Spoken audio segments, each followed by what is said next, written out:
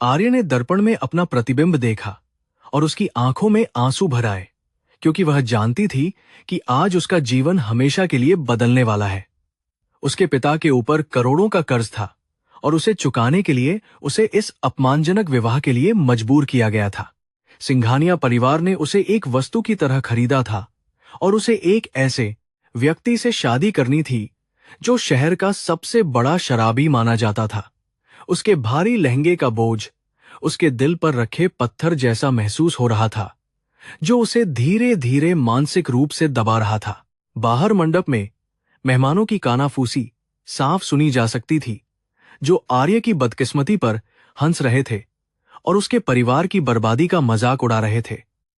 हर कोई उस पल का इंतजार कर रहा था जब अद्वैत नशे की हालत में वहां पहुंचेगा और इस पवित्र रस्म को एक तमाशे में बदल देगा। आर्य की सहेलियां भी उसके पास आने से कतरा रही थीं, जैसे उसकी गरीबी कोई छूत की बीमारी हो जिसे वे छूना नहीं चाहती थीं। इस आलीशान हवेली की दीवारों में छिपी क्रूरता उसे हर तरफ से घेर रही थी और भागने का कोई रास्ता नजर नहीं आ रहा था। आर्य के पिता मिस्टर शर्मा एक कोने में अपराधी की तरह खड़े थे और उनकी गर्दन झुकी हुई थी, क्योंकि उन्होंने अपनी बेटी का सौदा किया था। उन्होंने कई बार सिंघानिया परिवार से मोहलत मांगी थी, लेकिन उनकी दया की अपील को बेरहमी से ठुकरा दिया गया था और विवाह ही एकमात्र विकल्प बचा था। सिंघानिया साम्राज्य के मालिक विक्रम सिंघानिया अपनी जीत पर मुस्कुरा रहे थे, क्योंकि उन्होंने एक पुराने दुश्मन को पूरी तरह से घुटनों पर ला दिया था। उनके लिए यह विवाह केवल एक व्यापारिक समझौता था, जिसमें कोमल भावनाएं और मानवता का कोई खुरामन भी स्थान बिल्कुल नहीं था। अचानक मुख्य द्वार पर शोर मच गया और अद्वैत सिंघानिया लड़खड़ाते हुए भीतर दाखिल हुआ, जिसके हाथ में शराब की एक बोतल थी और कपड़े पूरी तरह अस्त व्यस्त थे। उसके चेहरे पर कई दिनों की दाढ़ी बढ़ी हुई थी और उसकी आंखों में लालिमा थी, जो उसके अत्यधिक नशे में होने का स्पष्ट संकेत दे रही थी।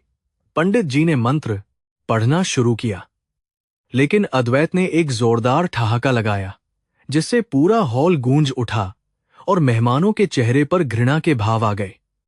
आर्य ने अपनी आंखें बंद कर लीं, क्योंकि वह इस भयानक वास्तविकता का सामना करने की हिम्मत नहीं जुटा पा रही थी। विक्रम सिंघानिया ने गुस्से में अद्वैत का हाथ पकड़ा और उसे हवन कुंड के पास खींचते हुए ले गए, ताकि शादी की रस्में जल्दी से पूरी की जा सके। अद्वैत ने विरोध नहीं किया, बल्कि एक बेवकूफी भरी मुस्कान के साथ आर्य की ओर देखा, जो अपमान के घूंट पीकर वहां बैठी हुई थी। उसने अपनी भारी आवाज में कुछ अस्पष्ट शब्द कहे, जिससे वहां मौजूद सभी लोग हंसने लगे और आर्य के आत्मसम्मान को बहुत गहरी चोट पहुंची। यह शादी कम और एक सार्वजनिक फांसी ज्यादा लग रही थी, जहां एक निर्दोष लड़की की खुशियों का गला घोंटा जा रहा था।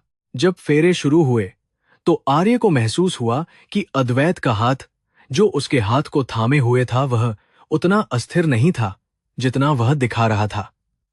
उसकी पकड़ मजबूत और काफी स्थिर थी, जो एक शराबी के लिए काफी असामान्य बात थी, लेकिन आर्य ने इसे अपनी घबराहट का भ्रम मानकर नजरअंदाज कर दिया। अग्नि के चारों ओर हर कदम के साथ वह अपनी पिछली पहचान और सपनों को पीछे छोड़ रही थी और एक अंधकारमय भविष्य की ओर बढ़ रही थी। उसके पिता के चेहरे पर जो राहत थी, वह उसे और भी अधिक पीड़ा दे रही थी, क्योंकि उसकी बलि दी गई थी। विवाह संपन्न होने के बाद आर्य को एक अंधेरे और पुराने कमरे में ले जाया गया, जो मुख्य हवेली से काफी दूर एक अलग कोने में स्थित था। कमरे की हालत देखकर लग रहा था कि इसे जानबूझकर गंदा रखा गया है, ताकि आर्य को उसकी नई हैसियत का एहसास हर पल कराया जा सके। अद्वैत वहां पहले से ही मौजूद था और बिस्तर पर बेतरतीब तरीके से लेटा हुआ था, जबकि पूरे कमरे में शराब की तीव्र गंध फैली हुई थी। उसने अपनी दुल्हन की तरफ मुड़कर भी नहीं देखा, जैसे उसके लिए उसका कोई अस्तित्व ही न हो, और वह तुरंत गहरी नींद में सो गया। पूरी रात आर्य खिड़की के पास बैठी रही और बाहर की ठंडी हवा को महसूस करती रही, जो उसके आंसुओं को सुखाने की नाकाम कोशिश कर रही थी। वह सोच रही थी कि कैसे उसके जीवन का सबसे बड़ा सपना एक डरावने सपने में बदल गया और उसे एक ऐसे नरक में धकेल दिया गया।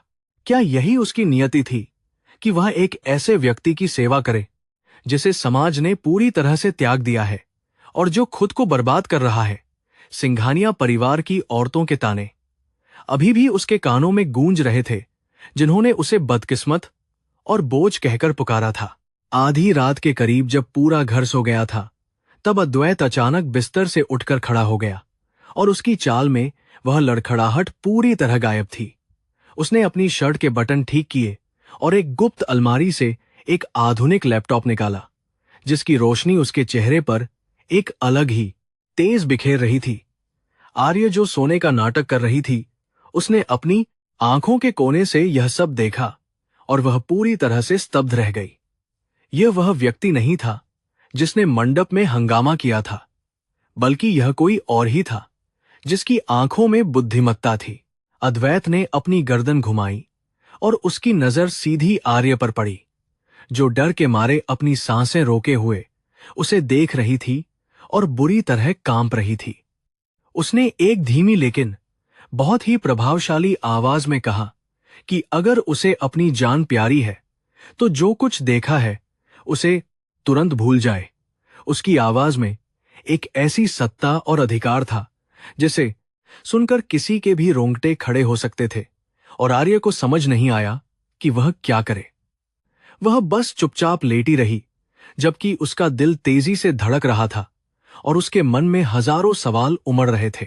अगली सुबह सूरज की पहली किरण के साथ ही हवेली में हलचल शुरू हो गई और आर्य को रसोई में भारी काम करने के लिए बुला लिया गया। अद्वैत फिर से वही पुराना नाटक करने लगा और वह फर्श पर पड़ा मिला, जैसे उसने रात भर शराब पी हो और उसे कुछ भी याद न हो। सिंघानिया परिवार की बड़ी बहू ने आर्य को डांटते हुए कहा कि उसे अब इस घर की नौकरानी बनकर रहना होगा, क्योंकि उसका पति बेकार है। आर्य ने चुपचाप अपना सिर झुका लिया, लेकिन अब उसके मन में अद्वैत की उस रहस्यमयी छवि का साया गहराई तक बस गया था। हवेली के नौकर भी आर्य के साथ बुरा व्यवहार कर रहे थे, क्योंकि उन्हें मालकिनों से ऐसा करने का सख्त निर्देश मिला था और वे उसकी मदद नहीं करना चाहते थे। उसे भारी बर्तन धोने और पूरे आंगन की सफाई करने का काम दिया गया था, जो उसके कोमल हाथों के लिए बहुत कठिन और थका देने वाला काम था।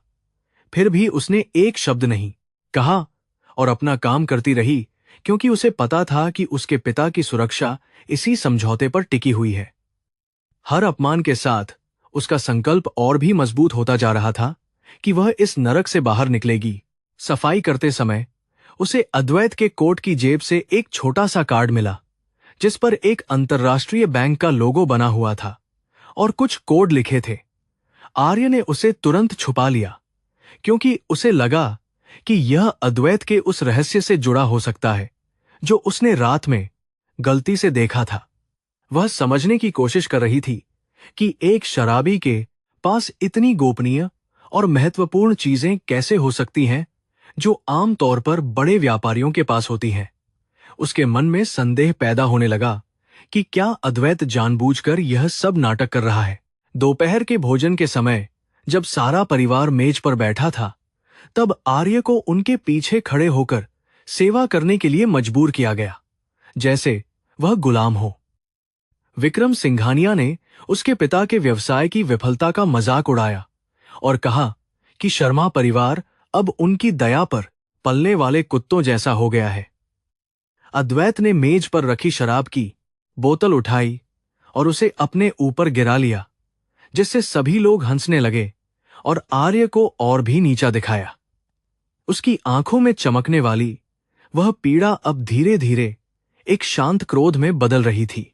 एक पल के लिए अद्वैत की नजरें आर्य की नजरों से मिलीं और उसने अपनी पलकें झपकाकर उसे शांत रहने का इशारा किया, जो बहुत ही संक्षिप्त और गुप्त था।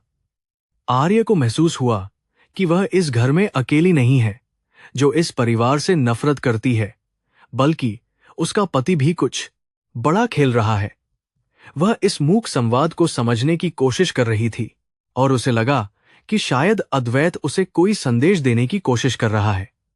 उस एक पल के जुड़ाव ने उसे एक अजीब सी ताकत दी जिससे वह सहने में सक्षम हो गई। शाम को सिंघानिया परिवार का छोटा बेटा समीर आर्य के पास आया और उसने उसके साथ बदतमीजी करने की कोशिश की, क्योंकि उसे लगा कि उसे कोई नहीं बचाएगा। उसने आर्य का हाथ पकड़ लिया और उसे डराने लगा कि अगर उसने उसकी बात नहीं मानी तो वह उसके पिता को जेल भेज देगा और बर्बाद कर देगा। आर्य मदद के लिए चिल्लाने ही वाली थी कि तभी अद्वैत वहां आ गया और उसने समीर का हाथ इतनी जोर से मरोड़ा कि वह दर्द से कराह उठा। अद्वैत ने फिर से नशे का नाटक किया और वह बड़बड़ाने लगा। समीर के जाने के बाद अद्वैत ने कमरे का दरवाजा बंद कर दिया और आर्य की ओर मुड़कर देखा, और उसकी आंखों में अब कोई नशा या भ्रम नहीं था। उसने बहुत ही शांत स्वर में कहा कि समीर जैसे लोगों से निपटने के लिए उसे खुद को मजबूत बनाना होगा, क्योंकि वह हमेशा वहां नहीं रह सकता। आर्य ने उससे पूछा कि वह कौन है और यह सब नाटक क्यों कर रहा है, लेकिन अद्वैत ने उसे कोई जवाब नहीं दिया और चुप रहा।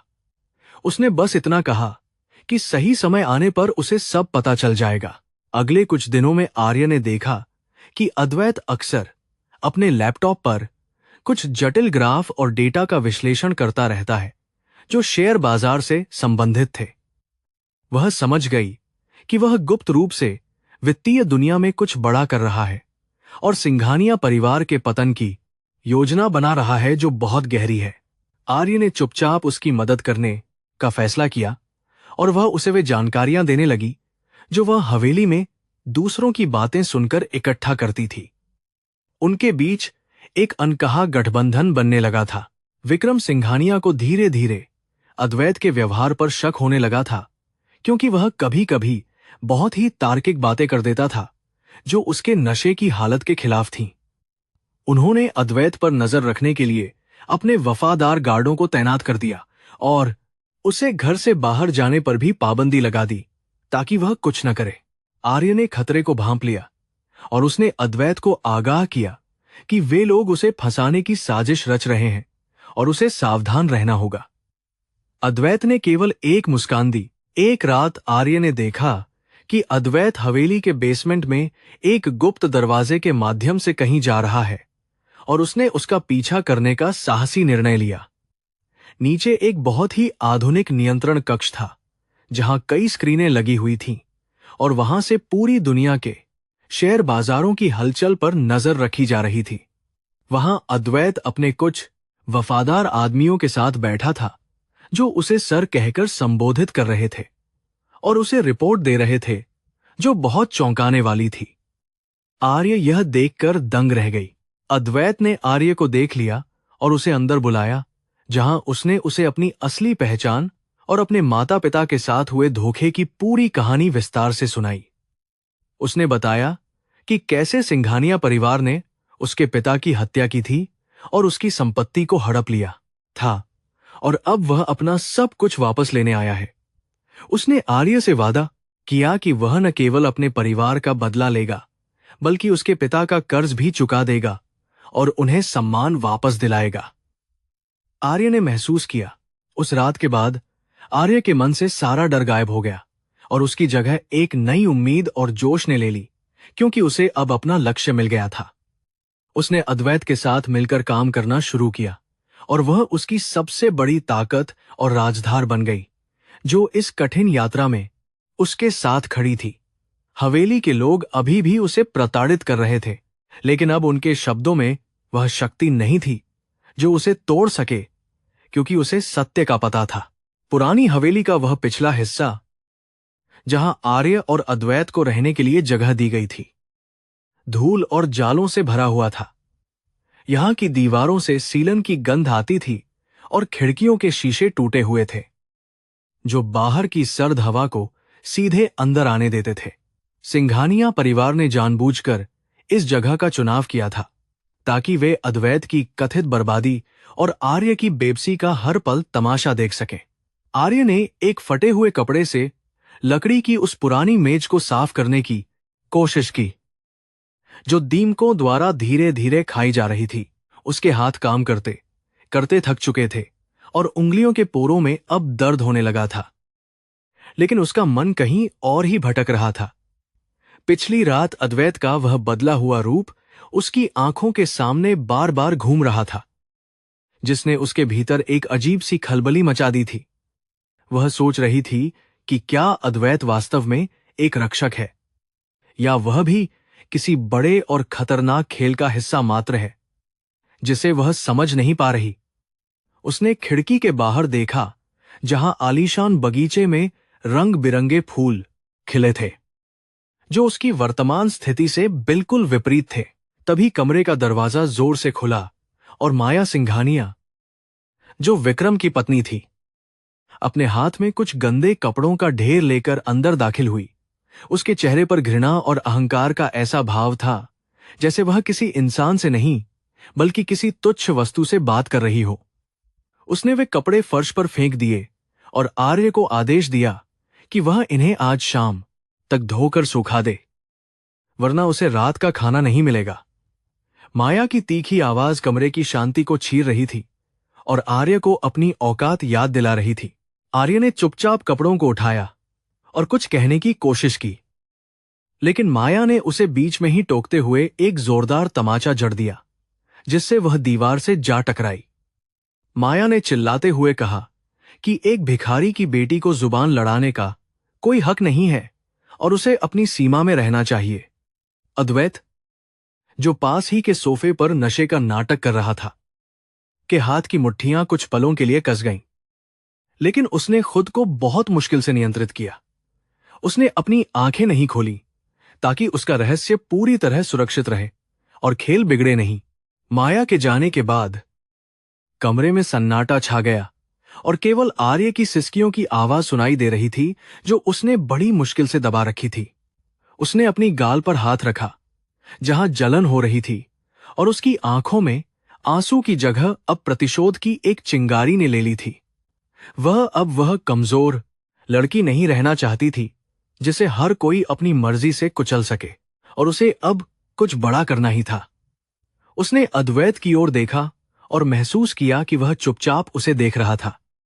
उसकी आंखों में गहरी सहानुभूति थी। अद्वैत धीरे से उठकर उसके पास आया और उसने बिना कुछ बोले उसके जख्म पर एक ठंडी पट्टी रखने की कोशिश की, जो उसने कहीं से निकाली थी।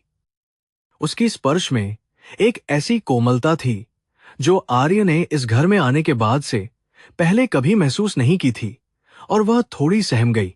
अद्वैत ने अपनी आवाज को बहुत धीमा रखते हुए कहा कि उसे इस दर्द को अपनी ताकत बनाना होगा, क्योंकि असली लड़ाई अभी शुरू हुई है। उसने आर्य को समझाया कि इस घर के हर कोने में दुश्मन छिपे हैं और उसे बहुत सावधान रहना होगा।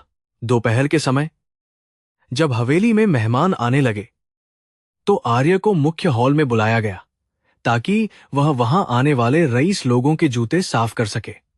यह सिंघानिया परिवार की ओर से दी गई सबसे बड़ी मानसिक प्रताड़ना थी, जो किसी भी स्वाभिमानी स्त्री की आत्मा को पूरी तरह से झकझोर कर रख सकती थी। मेहमानों ने उसकी लाचारी पर भद्दी टिप्पणियां कीं और कुछ ने तो जानबूझकर उसके हाथों पर गंदगी गिरा दी ताकि उसका और अधिक अपमान हो सके। विक्रम सिंघानिया दूर खड़े होकर अपनी जीत का जश्न मना रहे थे और मुस्कुरा रहे थे। आर्य ने अपनी नजरें नीचे झुका रखी थीं और वह यंत्रवत अपना काम कर रही थी, जबकि उसका दिमाग अद्वैत द्वारा बताए गए उन गुप्त कोड्स को दोहरा रहा था। उसने देखा कि अद्वैत हॉल के एक कोने में खड़ा था और उसने हाथ में शराब का गिलास पकड़ा हुआ था, जिसमें केवल साधारण पानी भरा था। वह हर किसी की बातचीत को गौर से सुन रहा था और अपने फोन में कुछ गुप्त तरीके से रिकॉर्ड कर रहा था, जो उसने शर्ट में छुपाया था। दोनों के बीच एक मूक समझौता हो चुका था कि वे इस नरक को मिलकर खत्म करेंगे। जब शाम हुई और मेहमान चले गए, तब आर्य को रसोई के पिछवाड़े में ले जाकर बचा हुआ खाना खाने के लिए मजबूर किया गया, जो कुत्तों के लिए रखा था। उसकी आंखों में अब आंसू नहीं थे, बल्कि एक बर्फीली शांति थी, जो किसी बड़े तूफान के आने से पहले की खामोशी की तरह महसूस हो रही थी। उसने वह खाना नहीं खाया और चुपचाप अपने कमरे की ओर चल दी, जहां अंधेरा उसका इंतजार कर रहा था और भविष्य धुंधला था। उसे पता था कि आज की रात उसे अद्वैत के साथ मिलकर अगली योजना पर काम करना ही होगा। कमरे में पहुंचते ही उसने देखा कि अद्वैत एक बड़े नक्शे पर कुछ निशान लगा रहा था, जो सिंघानिया परिवार के विभिन्न गोदामों और अवैध ठिकानों की पूरी जानकारी दे रहे थे। उसने आर्य को अपने पास बुलाया और उसे एक छोटा सा कैमरा दिखाया जो एक साधारण बटन की तरह दिखता था और जिसे पहनना बहुत आसान था। अद्वैत ने निर्देश दिया कि उसे कल विक्रम सिंघानिया के निजी केबिन में जाकर इस कैमरे को ऐसी जगह फिट करना है जहां से सारी बातें साफ सुनाई दें। यह काम बहुत जोखिम भरा था और पकड़े जाने पर मौत निश्चित थी। आर्य का दिल तेजी से धड़कने लगा, क्योंकि उसने कभी ऐसा कुछ नहीं किया था। लेकिन उसने बिना किसी हिचकिचाहट के हामी भर दी, क्योंकि वह अब न्याय चाहती थी। अद्वैत ने उसकी हिम्मत की सराहना की और उसे बताया कि कैसे सिंघानिया परिवार ने विदेशी बाजारों में करोड़ों का काला धन निवेश किया है, जो पूरी तरह अवैध है। अगर वे इस सबूत को हासिल कर लेते हैं तो सिंघानिया साम्राज्य ताश के पत्तों की तरह बिखर जाएगा और उनका अहंकार हमेशा के लिए खत्म हो जाएगा। उसने आर्य को सुरक्षा के कुछ गुर भी सिखाए ताकि वह मुसीबत में अपनी रक्षा कर सके। रात के दूसरे पहर में, जब पूरी हवेली गहरी नींद में सो रही थी, अद्वैत ने अपनी गुप्त तिजोरी से एक सैटेलाइट फोन निकाला और किसी विदेशी नंबर पर कॉल किया। वह धारा प्रवाह अंग्रेजी में बात कर रहा था और उसके शब्द बहुत ही तकनीकी थे, जो शेयर बाजार की जटिल रणनीतियों को पूरी तरह से स्पष्ट कर रहे थे। आर्य ने पहली बार उसे इतना पेशेवर और प्रभावशाली देखा था कि उसे विश्वास ही नहीं हो रहा था कि यह वही व्यक्ति है जो दिन में शराबी बनता है। उसके व्यक्तित्व की यह गहराई उसे आकर्षित करने लगी थी। अगली सुबह योजना के अनुसार आर्य सफाई के बहाने विक्रम सिंघानिया के आलीशान कैबिन की ओर बढ़ी, जबकि उसके शरीर में डर की एक हल्की सी लहर दौड़ रही थी। केबिन के बाहर 2 गार्ड तैनात थे, जो हर आने जाने वाले पर कड़ी नजर रख रहे थे और किसी को भी बिना अनुमति अंदर जाने नहीं दे रहे थे। आर्य ने अपनी साड़ी के पल्लू को ठीक किया और एक खाली बाल्टी लेकर उनके पास गई और दावा किया कि उसे अंदर की सफाई का आदेश मिला है। गार्ड्स ने उसे घृणा से देखा और अंदर जाने की अनुमति दे दी। अंदर पहुंचते ही उसने देखा कि कमरा बहुत ही भव्य था और वहां महंगी पेंटिंग्स और दुर्लभ वस्तुएं रखी हुई थीं, जो विक्रम के लालच का जीता जागता सबूत थीं। उसने तुरंत काम शुरू किया और अपनी नजरें उस मेज के नीचे की जगह पर टिका दी, जहां उसे छोटा सा कैमरा छुपाना था और रिकॉर्डिंग शुरू करनी थी। उसकी उंगलियां कांप रही थीं जब उसने उस उपकरण को वहां चिपकाया, लेकिन तभी बाहर से किसी के आने की आहट सुनाई दी, जिससे वह बुरी तरह चौंक गई। वह जल्दी से पीछे हटी और सफाई करने का नाटक करने लगी। दरवाजा खुला और विक्रम सिंघानिया अपने सचिव के साथ अंदर आए। वे किसी बहुत ही गुप्त सौदे के बारे में चर्चा कर रहे थे, जो शहर के बंदरगाह से संबंधित था। उन्होंने आर्य की उपस्थिति पर ध्यान नहीं दिया और उसे एक बेजान वस्तु की तरह समझकर अपनी बातचीत जारी रखी, जिससे आर्य को उनकी बातें सुनने का मौका मिला।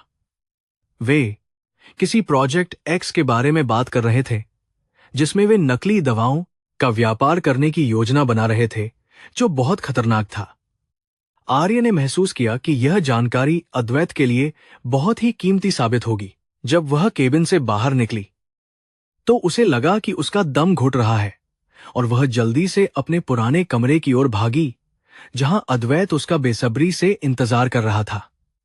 उसने उसे सारी बातें विस्तार से बताईं और अद्वैत के चेहरे पर एक कठोर मुस्कान आ गई, क्योंकि उसे वह मिल गया था जिसकी उसे तलाश थी।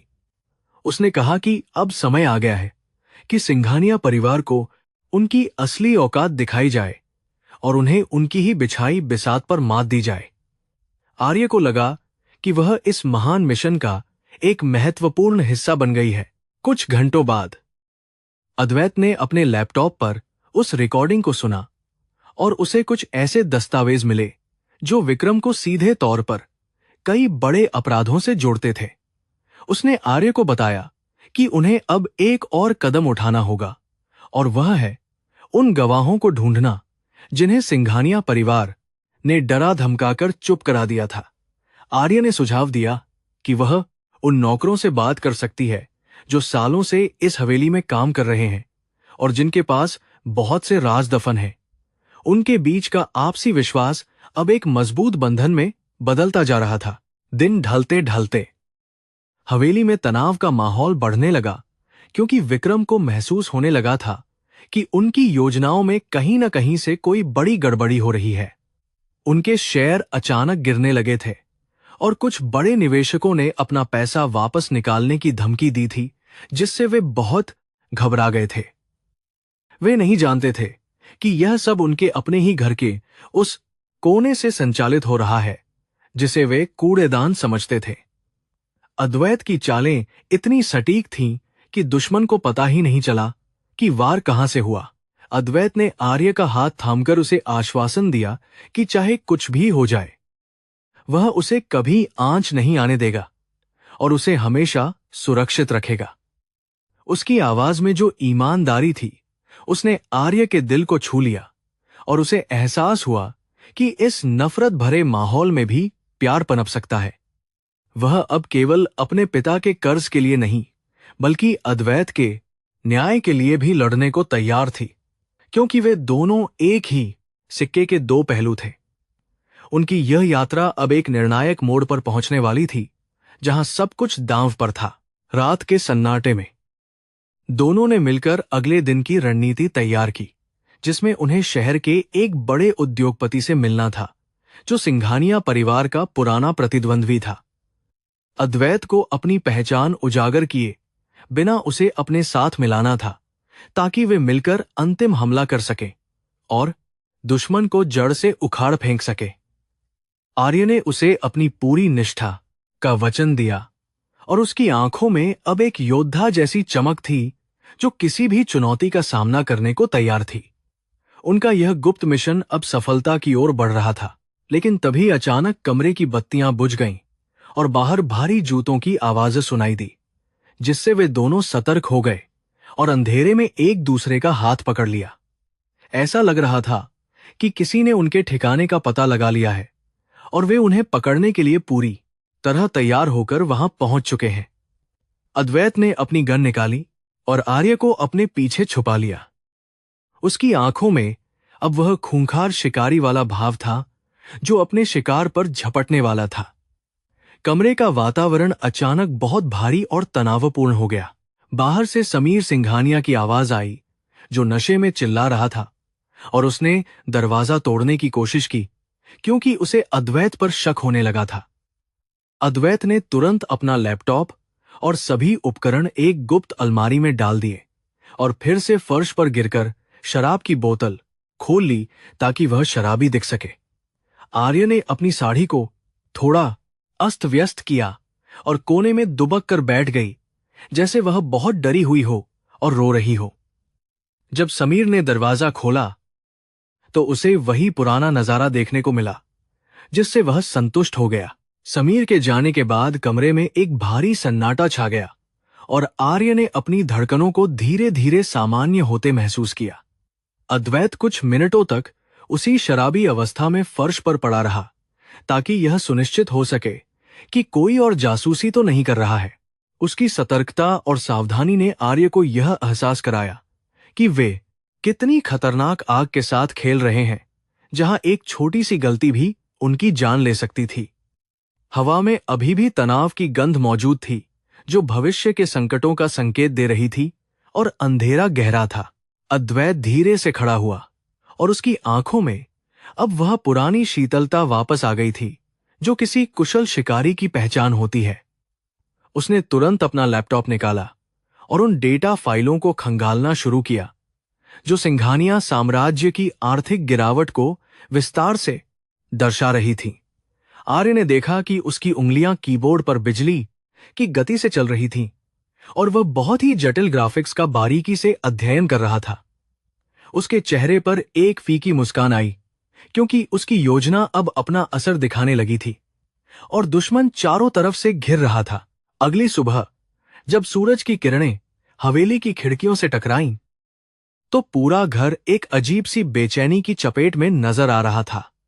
विक्रम सिंघानिया अपने लिविंग रूम में पागलों की तरह टहल रहे थे, क्योंकि उनकी सबसे बड़ी शिपिंग डील अचानक रद्द हो गई थी, जिससे करोड़ों का नुकसान हुआ था। वे अपने कर्मचारियों पर चिल्ला रहे थे और उनकी आवाज पूरे घर में गूंज रही थी, जिससे नौकरों के बीच डर का माहौल पैदा हो गया था। आर्य ने चुपचाप चाय की ट्रे उठाई और उनके करीब जाने का साहस किया ताकि कुछ और जानकारी मिल सके। विक्रम ने अपने सचिव को फोन पर निर्देश दिया कि वे किसी भी कीमत पर उस अज्ञात निवेशक का पता लगाएं जो उनके शेयरों को शॉर्ट कर रहा था। उन्होंने गालियों का इस्तेमाल किया और मेज पर रखी कीमती फूलदान को जमीन पर पटक कर तोड़ दिया, जिससे आर्य की रूह कांप गई और वह पीछे हट गई। उसे समझ आ गया कि अद्वैत ने उनकी आर्थिक रीढ़ पर प्रहार करना शुरू कर दिया है और अब सिंघानिया परिवार की नींव कमजोर होने लगी है। वह अपनी मुस्कान छुपाते हुए रसोई की ओर वापस चली गई, जहां बहुत काम बाकी था। दोपहर के समय जब हवेली के लोग अपने कमरों में आराम कर रहे थे, आर्य ने अद्वैत को एक कोने में फोन पर बात करते हुए सुना। वह बहुत ही स्पष्ट और आधिकारिक लहजे में किसी विदेशी बैंक के अधिकारी से ग्लोबल मार्केट्स की स्थिति के बारे में चर्चा कर रहा था। उसकी अंग्रेजी इतनी सटीक और प्रभावशाली थी कि वह किसी बड़े अंतर्राष्ट्रीय संस्थान का सीईओ लग रहा था, जो दुनिया भर के वित्त को नियंत्रित करता है। उसने लिक्विडिटी और एक्विजिशन जैसे शब्दों का प्रयोग किया, जो आर्य के लिए पूरी तरह नए और बहुत ही रहस्यमयी लग रहे थे। अद्वैत ने अपनी बातचीत खत्म की और जैसे ही उसने मुड़कर देखा, उसे आर्य वहां खड़ी मिली, जिसकी आंखों में ढेरों सवाल और हल्की सी प्रशंसा भी थी। उसने उसे पास बुलाया और एक गोपनीय दस्तावेज दिखाया, जो सिंघानिया परिवार के टैक्स चोरी के मामलों का पूरा काला चिट्ठा था, जो सालों से छिपाया गया था। उसने बताया कि कैसे ये लोग मासूम व्यापारियों का खून चूसकर अमीर बने हैं और अब उनके पापों का घड़ा पूरी तरह से भर चुका है। आर्य ने महसूस किया कि अद्वैत केवल बदला नहीं ले रहा है, बल्कि न्याय कर रहा है। अगले कुछ घंटों में शहर के प्रमुख समाचार चैनलों पर सिंघानिया ग्रुप के खिलाफ कई भ्रष्टाचार की खबरें प्रसारित होने लगीं, जिससे उनकी प्रतिष्ठा को भारी धक्का लगा। हवेली के बाहर मीडिया कर्मियों का हुजूम जमा होने लगा था और विक्रम सिंघानिया ने खुद को अपने कमरे में बंद कर लिया था, क्योंकि वे जनता का सामना नहीं कर सकते थे। माया सिंघानिया और समीर के चेहरे का रंग उड़ गया था और वे अब आर्य को आदेश देने के बजाय आपस में झगड़ रहे थे। घर की व्यवस्था पूरी तरह चरमरा गई थी और अराजकता का बोलबाला था। आर्य ने देखा कि अद्वैत इस पूरी उथल पुथल के बीच बहुत ही शांत बना हुआ था, जैसे उसे पता हो कि हर अगला कदम क्या होने वाला है।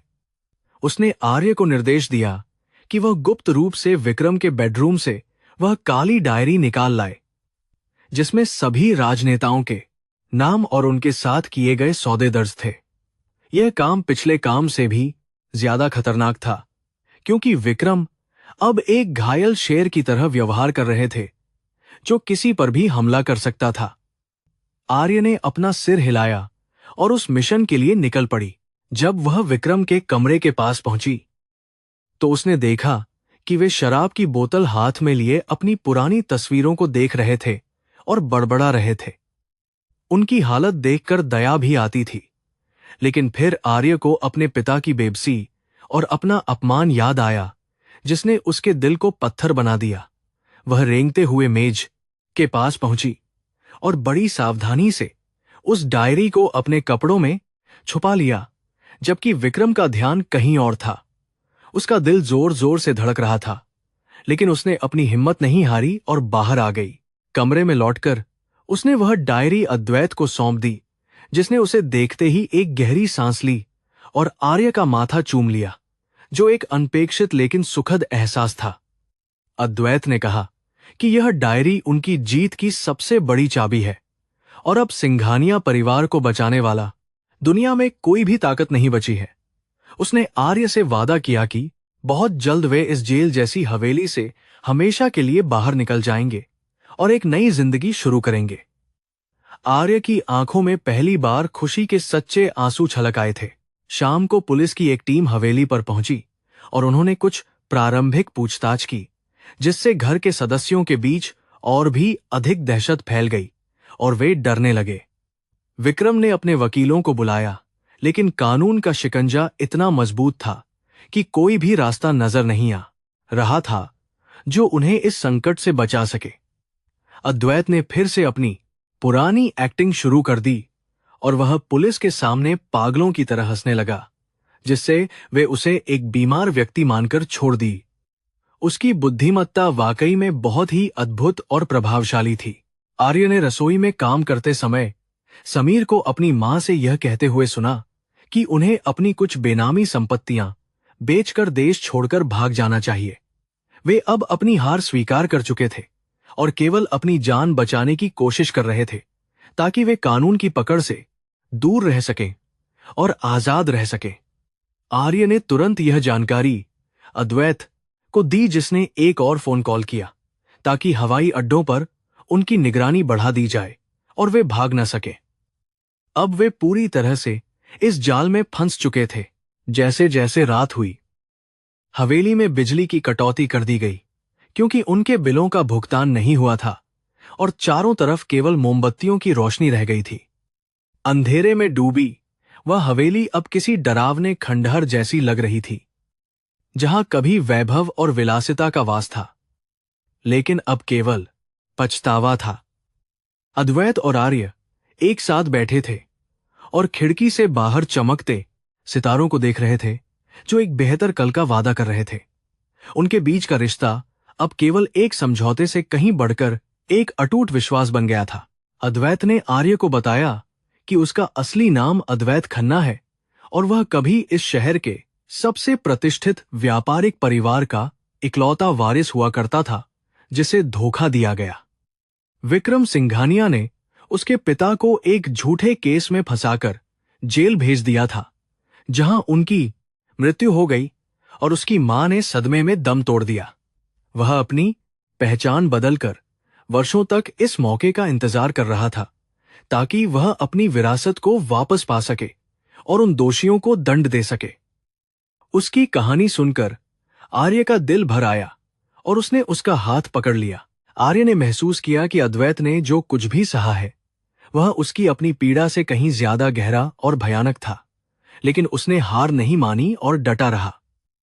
उसने अद्वैत से पूछा कि क्या वह कभी उसे माफ कर पाएगा, क्योंकि उसके पिता भी इस पूरे खेल का एक छोटा सा हिस्सा थे और उन्होंने उसे धोखा दिया था। अद्वैत ने बहुत ही नरमी से कहा कि उसके पिता केवल एक मोहरा थे और उन्होंने अपनी गलती का प्रायश्चित अपनी बेटी को उसके हवाले करके कर दिया है। उसने आर्य को पूरी तरह निर्दोष माना। अगले दिन सुबह होते ही खबर आई कि सिंघानिया ग्रुप का स्टॉक पूरी तरह क्रैश हो गया है और उनकी कुल संपत्ति का मूल्य अब शून्य के बराबर रह गया है। यह खबर किसी परमाणु बम के धमाके जैसी थी, जिसने पूरे व्यापार जगत को हिलाकर रख दिया और बड़े बड़े दिग्गजों को सोचने पर मजबूर कर दिया। विक्रम सिंघानिया को दिल का दौरा पड़ा और उन्हें अस्पताल ले जाना पड़ा, जबकि समीर और माया को पुलिस ने हिरासत में ले लिया। वह साम्राज्य जो कभी अजेय लगता था, अब धूल में मिल चुका था। आर्य ने अपनी छोटी सी पोटली बांधी और उस कमरे को आखिरी बार देखा, जहां उसने इतने सारे अपमान और दुख झेले थे, लेकिन उसे एक सच्चा जीवन साथी भी मिला। अद्वैत अब एक शानदार सूट में तैयार था और उसके बाहर एक महंगी कार खड़ी थी, जिसका ड्राइवर उसे सम्मान के साथ सर कहकर बुला रहा था। जब वे हवेली के मुख्य द्वार से बाहर निकले तो आर्य ने महसूस किया कि उसके कंधे से एक बहुत बड़ा बोझ उतर गया है और वह आजाद है। हवा अब बहुत ही ताजी और सुकून देने वाली लग रही थी। कार में बैठते ही अद्वैत ने आर्य को एक नया बैंक कार्ड और कुछ कानूनी कागजात दिए, जो उसके पिता के कर्ज के पूरी तरह भुगतान होने का प्रमाण दे रहे थे। उसने यह भी बताया कि उसने उसके पिता के पुराने व्यवसाय को फिर से खड़ा करने के लिए फंड्स जारी कर दिए हैं, ताकि वे फिर से सिर उठाकर जी सके। आर्य की खुशी का कोई ठिकाना नहीं रहा और उसने अद्वैत को गले लगा लिया, क्योंकि उसने उसके परिवार को एक नया जीवन दिया था। उनकी यह जीत केवल धन की नहीं, बल्कि सत्य की थी। रास्ते में अद्वैत ने खुलासा किया कि उसे अब शहर के नए बिजनेस टाइकून के रूप में पहचाना जा रहा है, जिसने अकेले दम पर एक भ्रष्ट तंत्र को जड़ से उखाड़ दिया। उसने आर्य से पूछा कि क्या वह उसके साथ उसके नए महल में रहेगी, जहां उसे वह सारा मान सम्मान मिलेगा जिसकी वह हकदार है और जो उसे मिलना चाहिए। आर्य ने मुस्कुराते हुए हां कहा, क्योंकि उसे पता था कि अद्वैत के बिना उसका जीवन अब अधूरा होगा और वे दोनों एक दूसरे की अधूरी कहानी को पूरा करेंगे। जैसे ही वे शहर की सीमा पर पहुंचे, सूरज पूरी तरह से निकल चुका था और उसकी सुनहरी रोशनी ने चारों तरफ एक नई उमंग और आशा की लहर फैला दी थी। अद्वैत की आंखों में अब प्रतिशोध की जगह एक नई दृष्टि थी, जो निर्माण और विकास की ओर देख रही थी, ताकि वह समाज के लिए कुछ अच्छा कर सके।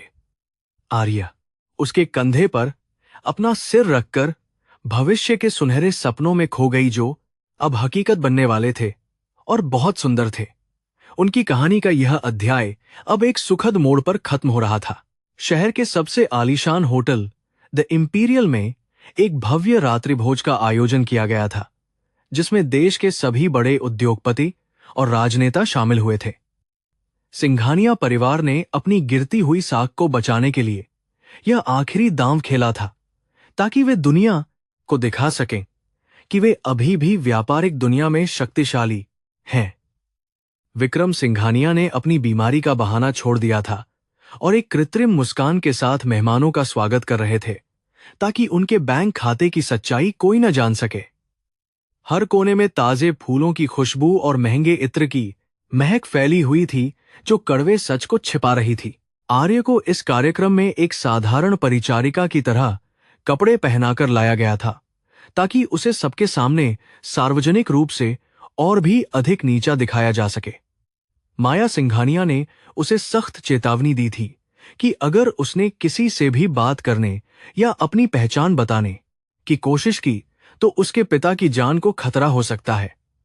आर्य ने अपनी नजरें जमीन की ओर झुका रखी थीं और वह ट्रे में कीमती शैंपेन के गिलास लेकर मेहमानों के बीच घूम रही थी और चुपचाप हर अपमान को पी रही थी। उसके चेहरे पर जो गहरा दर्द था, उसे देखकर किसी को भी दया आ सकती। समीर सिंघानिया ने जानबूझकर आर्य के रास्ते में अपना पैर अड़ा दिया, जिससे वह लड़खड़ा गई और उसके हाथ से सारे कांच के गिलास जमीन पर गिरकर चकनाचूर हो गए। कांच के टूटने की तीखी आवाज ने पूरे हॉल का ध्यान अपनी ओर खींच लिया और वहां मौजूद रईस लोग आर्य की ओर देखकर हंसने लगे और उसका मजाक उड़ाने लगे। समीर ने सबके सामने चिल्लाते हुए कहा कि एक मामूली नौकरानी को कभी भी बड़े लोगों के बीच नहीं आना चाहिए, क्योंकि वह केवल गंदगी और अपशकुन फैलाना ही जानती है। आर्य की आंखों में आंसू भर आए, लेकिन उसने अपनी गरिमा बनाए रखने की कोशिश की। इसी बीच हॉल के मुख्य द्वार पर अचानक शांति छा गई और सुरक्षा कर्मियों की हलचल बढ़ गई, क्योंकि एक बहुत ही महत्वपूर्ण व्यक्ति के आने की सूचना मिली थी। एक गहरे काले रंग की शानदार मेबाख कार पोर्टिको में आकर रुकी और उसमें से एक ऐसा व्यक्तित्व बाहर निकला जिसने वहां मौजूद हर व्यक्ति की सांसें रोक दी। वह व्यक्ति कोई और नहीं, बल्कि अंतर्राष्ट्रीय स्तर पर प्रसिद्ध रहस्यमयी अरबपति वी बार था, जिसके बारे में व्यापारिक गलियारों में केवल दबी जुबान में चर्चा होती थी। उसकी चाल में एक अदम्य साहस और चेहरे पर एक बर्फीली कठोरता थी, जो किसी को भी डरा सकती थी। जब वह व्यक्ति हॉल के अंदर दाखिल हुआ, तो रोशनी उसके महंगे सूट पर चमक रही थी और उसकी आंखों में वह चमक थी जो केवल विजेताओं के पास होती है। विक्रम सिंघानिया तुरंत उसकी ओर भागे और बहुत ही चापलूसी भरे अंदाज में उसका स्वागत किया, क्योंकि उन्हें लगा कि यह निवेश उनकी डूबती नैया को बचा सकता है। उन्होंने वी का परिचय अपने परिवार से कराया, लेकिन उस रहस्यमयी मेहमान की नजरें हॉल के उस कोने की तलाश कर रही थीं, जहां आर्य अपमानित खड़ी थी। पूरे हॉल में केवल वी के जूतों की खड़खड़ाहट ही सुनाई दे रही थी, जो बहुत भारी। विक्रम सिंघानिया ने बहुत ही गर्व से कहा कि उनका साम्राज्य अजेय है और वे वी के साथ मिलकर पूरी दुनिया के बाजारों पर कब्जा करना चाहते हैं और लाभ कमाना चाहते हैं। लेकिन वी ने उनकी बातों को पूरी तरह अनसुना कर दिया और सीधे आर्य की ओर कदम बढ़ाने शुरू कर दिए, जिससे वहां खड़े मेहमानों के बीच कानाफूसी और बढ़ गई।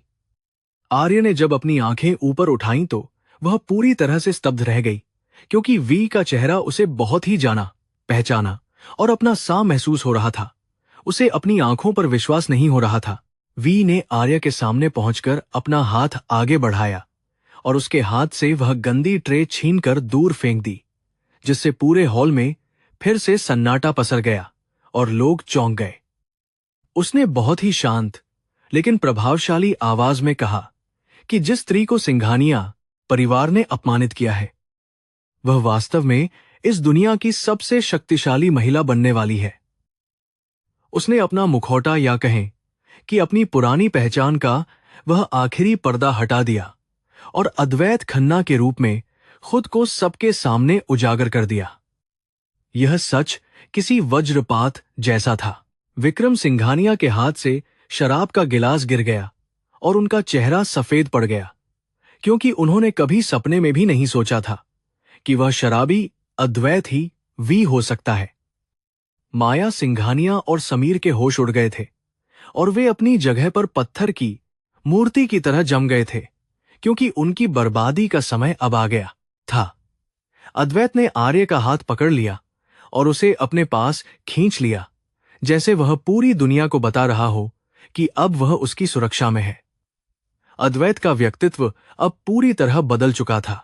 अद्वैत ने हॉल के बीचों बीच खड़े होकर घोषणा की कि सिंघानिया ग्रुप अब आधिकारिक रूप से दिवालिया हो चुका है और उसने उनकी कंपनी के 100% शेयर गुप्त रूप से खरीद लिए हैं। उसने एक कानूनी दस्तावेज हवा में लहराया जिस पर अंतर्राष्ट्रीय अदालतों की मुहर लगी हुई थी और जो विक्रम सिंघानिया की सारी शक्ति को शून्य में बदल देने वाला था।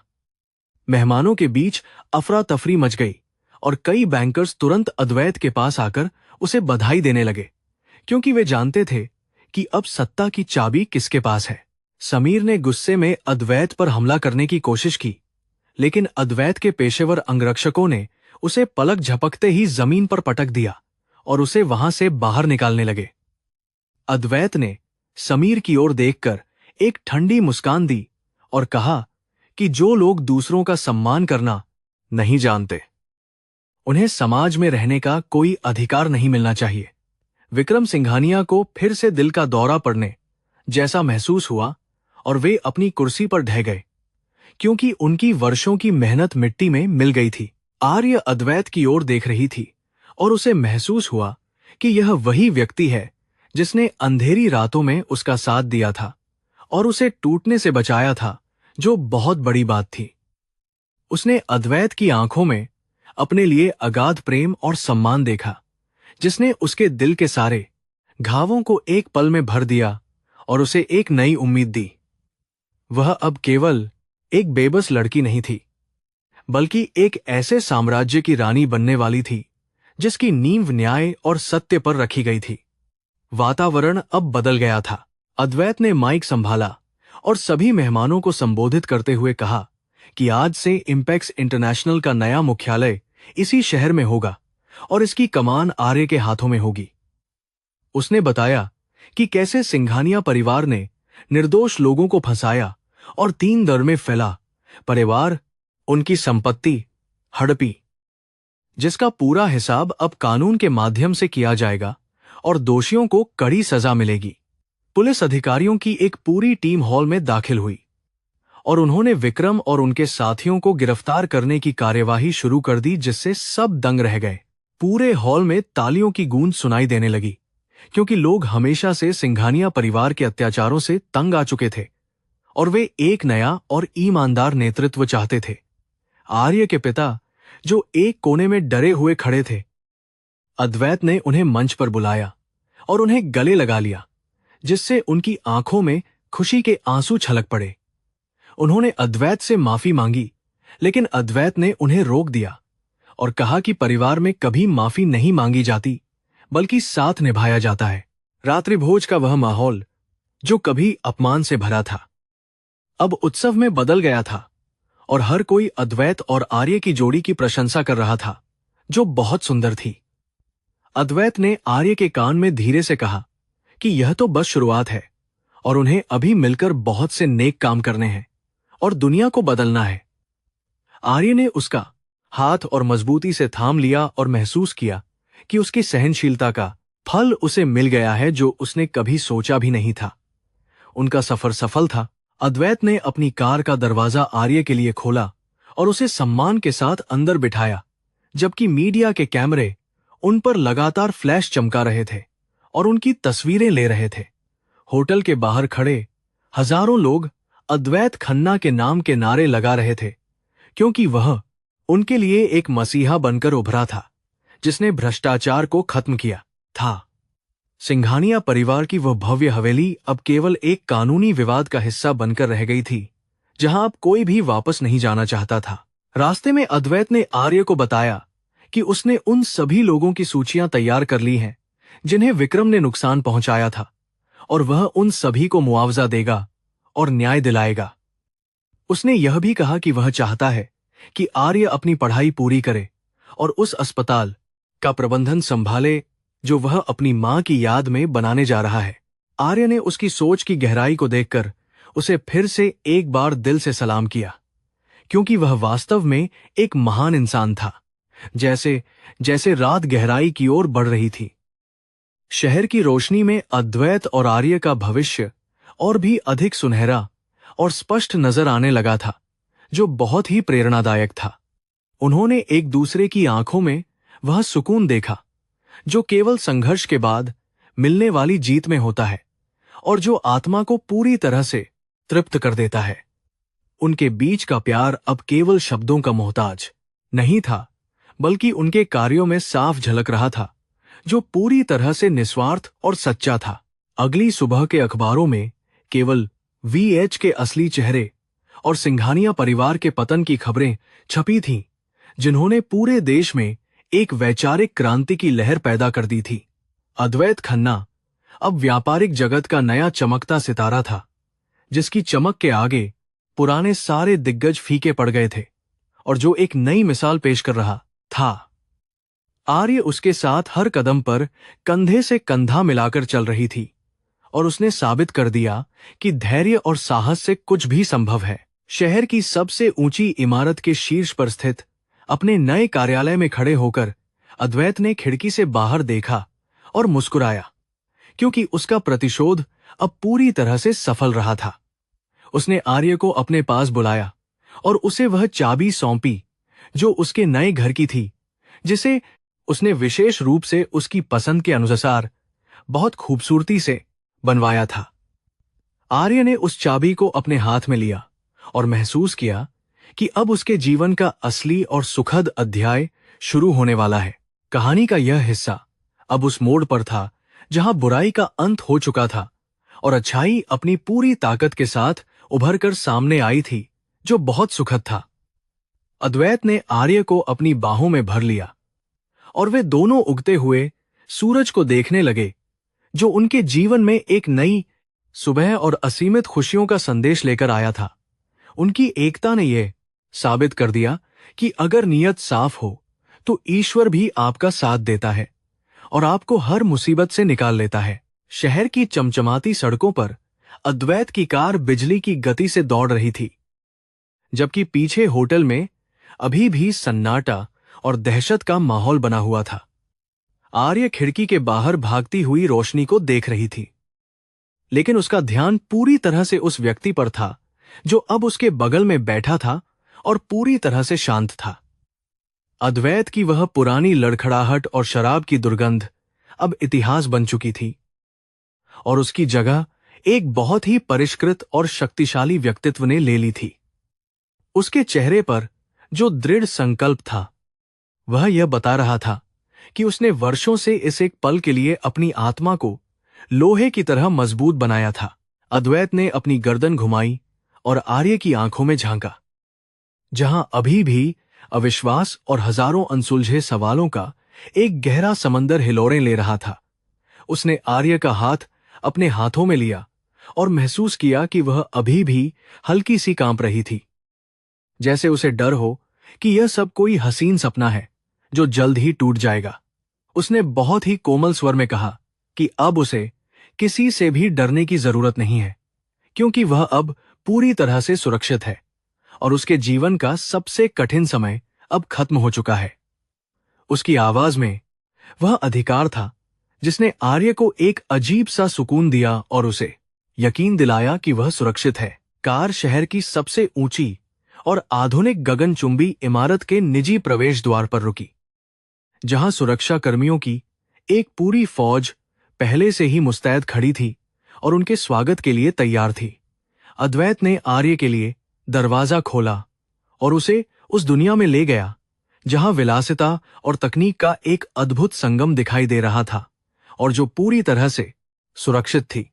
लिफ्ट उन्हें सीधे शीर्ष मंजिल पर ले गई, जहां से पूरा शहर किसी जादुई खिलौने जैसा लग रहा था और वहां की शांति मन को बहुत अधिक सुकून देने वाली लग रही थी। आर्य ने इतनी भव्यता पहले कभी नहीं देखी थी और वह बस मंत्रमुग्ध होकर सब देख रही थी। अद्वैत उसे एक विशाल अध्ययन कक्ष में ले गया, जिसकी दीवारों पर बड़ी बड़ी स्क्रीनें लगी हुई थीं और वहां से दुनिया भर के वित्तीय आंकड़ों का निरंतर प्रवाह दिखाई दे रहा था। उसने एक गुप्त बटन दबाया, जिससे कमरे की एक दीवार धीरे से सरक गई और उसके पीछे एक छोटी सी गैलरी खुल गई, जहां कुछ पुरानी तस्वीरें और दस्तावेज बहुत सहेज कर रखे गए थे। वहां एक तस्वीर थी जिसमें एक खुशहाल परिवार को देखा जा सकता था, जो अद्वैत के माता पिता थे और जिनकी आंखों में भविष्य के प्रति बहुत बड़ी उम्मीदें साफ दिखाई दे रही थीं। अद्वैत की आंखों में उस तस्वीर को देखकर एक नमी आ गई। उसने बहुत ही भारी मन से बोलना शुरू किया और बताया कि 15 साल पहले खन्ना साम्राज्य इस शहर का सबसे प्रतिष्ठित और सम्मानित व्यापारिक घराना हुआ करता था, जो अपनी ईमानदारी के लिए प्रसिद्ध था। उसके पिता एक दूरदर्शी व्यक्ति थे, जिन्होंने हमेशा गरीबों की मदद की और समाज के कल्याण के लिए काम किया। लेकिन उनकी यही अच्छाई उनके सबसे बड़े दुश्मन विक्रम सिंघानिया को कभी रास नहीं आई। विक्रम ने लालच में आकर उनके विश्वास को धोखा दिया और एक ऐसी साजिश रची जिसने रातों रात उनके पूरे हंसते खेलते परिवार को सड़क पर लाकर खड़ा कर दिया और खुशियां छीन ली। विक्रम सिंघानिया ने फर्जी कागजात तैयार किए और अद्वैत के पिता पर गबन का झूठा आरोप लगाकर उन्हें जेल भेज दिया, जहां उन्होंने अपमान और सदमे के कारण अपनी जान दे दी और मां भी चल बसी। अद्वैत उस समय बहुत छोटा था और उसे भी मारने की कोशिश की गई थी, लेकिन वह किसी तरह भागने में सफल रहा और उसने खुद को गुमनामी के अंधेरे में पूरी तरह से छुपा लिया। उसने विदेशों में छोटे छोटे काम किए और कड़ी मेहनत करके अपनी शिक्षा पूरी की, जबकि उसके मन में प्रतिशोध की एक ज्वालामुखी जैसी आग हर पल धधक रही थी। उसने अपनी बुद्धिमत्ता और रणनीतिक कौशल के दम पर वैश्विक बाजारों में अपनी एक अलग पहचान बनाई और इंटरनेशनल व्यापारिक दुनिया में वीबीएम के नाम से अपनी एक गुप्त और अपराजेय सत्ता स्थापित की। जब उसे लगा कि अब वह सिंघानिया साम्राज्य को जड़ से उखाड़ने के लिए पर्याप्त शक्तिशाली हो गया है, तो वह वापस लौटा और उसने शराबी अद्वैत का एक बहुत ही सटीक और गहरा मुखौटा पहन लिया। उसने जानबूझकर खुद को बर्बाद दिखाया ताकि विक्रम सिंघानिया उसे एक मामूली और कमजोर खतरा समझकर पूरी तरह से नजरअंदाज कर दें और अपनी चालों में व्यस्त रहें। आर्य ने उसकी कहानी सुनी और उसे महसूस हुआ कि अद्वैत ने जो दर्द सहा है वह उसकी कल्पना से भी कहीं अधिक गहरा और रूह को कंपा देने वाला था, जिसने उसे ऐसा बनाया। उसने अद्वैत से पूछा कि उसने उससे शादी क्यों की, जबकि उसके पिता भी विक्रम सिंघानिया के साथ मिले हुए थे और उन्होंने उसे अपनी बेटी के रूप में उसे सौंप दिया था। अद्वैत ने उसकी आंखों में गहराई से देखते हुए कहा कि उसके पिता वास्तव में एक बुरे इंसान नहीं थे, बल्कि वे केवल विक्रम के बिछाए गए कर्ज के जाल में बुरी तरह फंस गए थे। अद्वैत ने बताया कि वह आर्य को बचपन से ही जानता था और उसे पता था कि वह कितनी मासूम और बहादुर है। इसलिए उसने उसे सुरक्षा देने के लिए यह विवाह का नाटक रचा था। उसने शादी के नाम पर उसे सिंघानिया हवेली से बाहर निकालने और अपने पास रखने की योजना बनाई थी, ताकि वह उसे उन दरिंदों की पहुंच से हमेशा के लिए दूर रख सके। विवाह का वह समझौता केवल एक व्यापारिक सौदा नहीं था, बल्कि उसे बचाने का अद्वैत का अपना एक गुप्त और भावनात्मक तरीका था, जो उसने बहुत सोच समझकर बनाया था। आर्य के मन के सारे संदेह अब पूरी तरह से खत्म हो गए थे और उसे अद्वैत के प्रति एक गहरा सम्मान और प्रेम महसूस होने लगा था, जिसने उसके लिए इतना बड़ा जोखिम उठाया। उसने अद्वैत का हाथ थाम लिया और उसे विश्वास दिलाया कि वह हर कदम पर उसके साथ खड़ी रहेगी और उन दोषियों को सजा दिलाने में उसकी पूरी मदद करेगी। अद्वैत ने एक गहरी सांस ली और उसे वह मास्टर प्लान दिखाया, जिसके जरिए वह सिंघानिया परिवार की बची कुछ संपत्तियों को भी पूरी तरह से नष्ट करने वाला था। वे अब एक टीम थे। उसने बताया कि उसने विक्रम सिंघानिया के सभी विदेशी खातों को हैक कर लिया है और उनके अवैध लेन देन के सारे सबूत अब सरकारी एजेंसियों और कानून के पास पहुंच चुके हैं, जो बहुत पुख्ता है। अगले 24 घंटों के भीतर विक्रम सिंघानिया के पास न तो कोई घर बचेगा और न ही कोई पहचान, और उन्हें अपने किए की सजा सलाखों के पीछे ही भुगतनी होगी।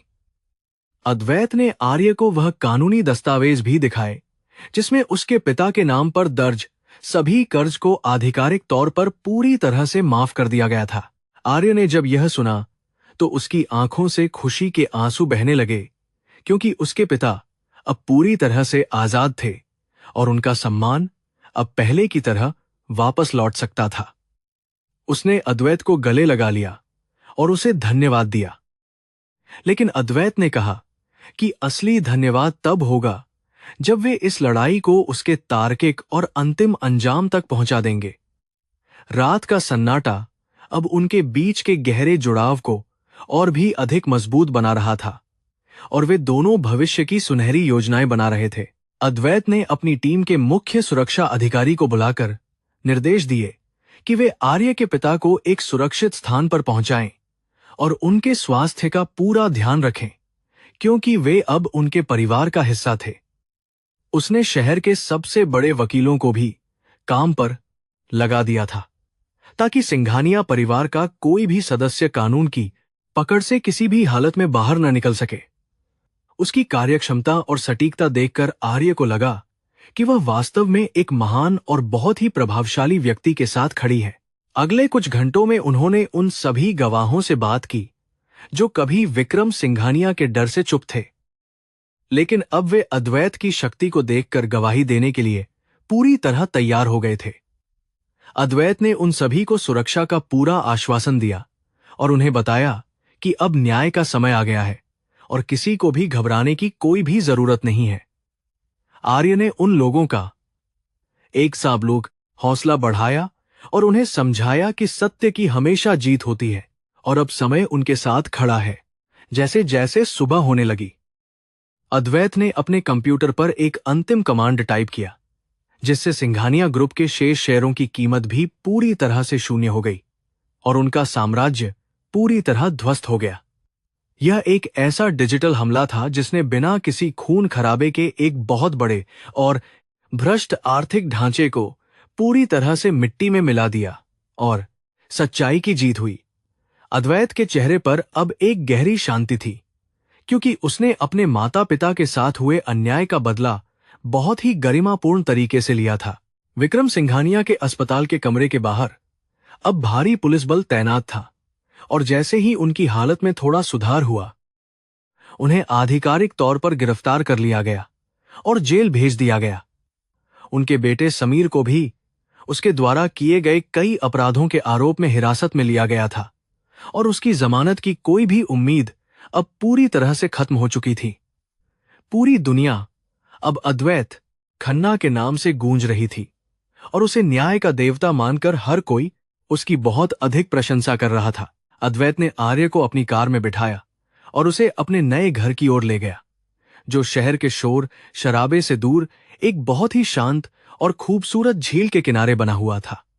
वहां की हरियाली और ताजी हवा ने आर्य के मन को पूरी तरह से शांत कर दिया और उसे लगा कि आखिरकार उसे वह घर मिल गया है जिसकी उसे हमेशा तलाश थी। अद्वैत ने उसका हाथ पकड़कर घर के अंदर प्रवेश किया, जहां उसके पिता पहले से ही उनका बहुत बेसब्री से इंतजार कर रहे थे। अपने पिता को सही सलामत और मुस्कुराते हुए देखकर आर्य उनकी ओर दौड़ पड़ी और उनके गले लग गई, जिससे एक बहुत ही भावुक और हृदयस्पर्शी दृश्य बन गया जो सभी की आंखों को नम कर गया। मिस्टर शर्मा ने अद्वैत का हाथ जोड़कर आभार व्यक्त किया, लेकिन अद्वैत ने उन्हें रोक दिया और कहा कि अब वे सभी एक ही परिवार हैं और उन्हें साथ रहना है। उन्होंने साथ बैठकर नाश्ता किया और पुरानी बातों को भुलाकर एक नई और बहुत ही सुंदर शुरुआत करने का सामूहिक संकल्प लिया। अद्वैत ने आर्य से वादा किया कि वह खन्ना चैरिटेबल ट्रस्ट को फिर से पुनर्जीवित करेगा और उसके माध्यम से हजारों जरूरतमंद बच्चों की शिक्षा और स्वास्थ्य का पूरा खर्च उठाएगा ताकि समाज का भला हो सके। उसने आर्य को इस ट्रस्ट का अध्यक्ष बनाने का प्रस्ताव दिया, जिसे उसने बहुत ही खुशी और गर्व के साथ स्वीकार कर लिया, क्योंकि वह भी दूसरों की सेवा करना चाहती थी। उनकी जिंदगी अब केवल अपने लिए नहीं, बल्कि समाज के कल्याण के लिए समर्पित होने वाली थी, जो बहुत महान था। आर्य ने खिड़की से बाहर उगते हुए सूरज को देखा और महसूस किया कि अंधेरा चाहे कितना भी गहरा क्यों न हो, रोशनी की एक छोटी सी किरण भी उसे हमेशा के लिए खत्म कर सकती है। उसका जीवन जो कभी कांटों भरा था, अब फूलों की महक से भर गया था और उसे एक ऐसा जीवन साथी मिला था जो उसकी रूह तक को बहुत अच्छे से समझता था। अद्वैत उसके पास आकर खड़ा हो गया और उसने उसका हाथ अपने हाथ में लिया, जिससे उनके भविष्य की चमक और भी बढ़ गई। कहानी का यह पड़ाव अब पूर्णता की ओर बढ़ रहा था, जहां सभी बिखरे हुए धागे एक बहुत ही सुंदर और मजबूत बंधन में बंध चुके थे और न्याय की पूरी तरह से जीत हुई थी। अद्वैत और आर्य की यह प्रेम कहानी संघर्ष, बलिदान और अटूट विश्वास की एक ऐसी मिसाल बन गई थी जिसे लोग आने वाले कई वर्षों तक याद रखेंगे। उन्होंने साबित कर दिया कि अगर आप सही हैं तो पूरी कायनात आपको सफल बनाने में आपकी मदद करती है और रास्ता दिखाती है। अद्वैत अपने अत्याधुनिक नियंत्रण केंद्र में बैठा था और उसकी नजरें कंप्यूटर की उन स्क्रीनों पर जमी हुई थीं जो सिंघानिया साम्राज्य के पतन का लाइव डेटा दिखा रही थी। उसने अपने वफादार विशेषज्ञों की टीम को अंतिम निर्देश दिए ताकि वे उस गुप्त सर्वर को हैक कर सके, जिसमें विक्रम के सभी काले कारनामे बहुत विस्तार से दर्ज थे। कमरे का वातावरण बहुत ही गंभीर और तनावपूर्ण था, क्योंकि यह उनकी वर्षों की मेहनत का निर्णायक परिणाम होने वाला था और कोई भी छोटी सी गलती भारी पड़ सकती थी। उसकी उंगलियां कीबोर्ड पर किसी कुशल संगीतकार की तरह बहुत तेजी से चल रही थीं। आर्य उसके पास एक कप ताजा कॉफी लेकर आई और उसकी थकी हुई आंखों में एक नई उम्मीद भरने की कोशिश की, जो उसके प्यार और विश्वास का प्रतीक थी।